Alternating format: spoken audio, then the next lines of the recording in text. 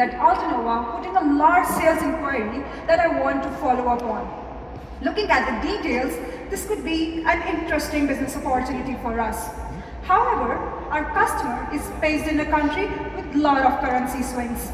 Processing it could be a risk.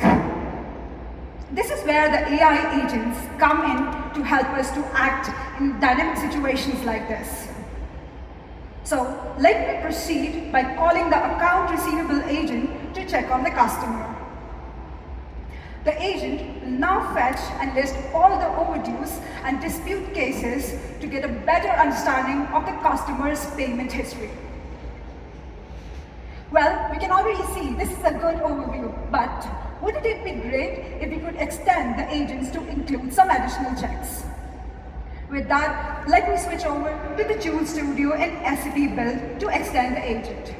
Now, using the agent builder in Joule Studio, we can already extend ready-to-use Joule agents. For that, let's now create a new project, and from here, let me choose the AI agent and Joule skill. With that, we can give a name to our project and review the settings. When we are all good to go, we just click on Create. Now, what we do is we can add an agent extension to our empty project. So, from the library of ready-to-use agent, let me choose the accounts receivable agent and add it to our project. So, now we can add new tools. Think of them as little helpers that makes our agent even more powerful. For example, let me add the order handling policy and give the agent some instructions for processing it.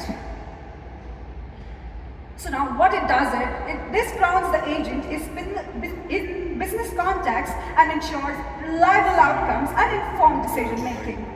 We can also add pre or post reasoning skills to the agent.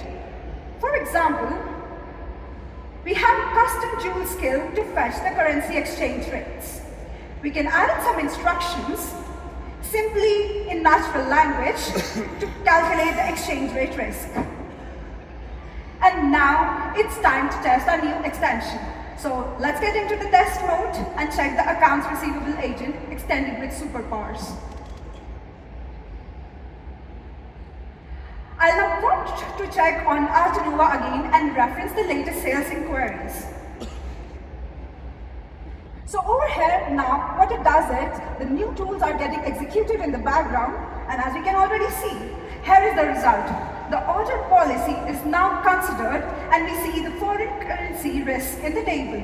Over here on the right side, in the timeline, is where the real power comes for you.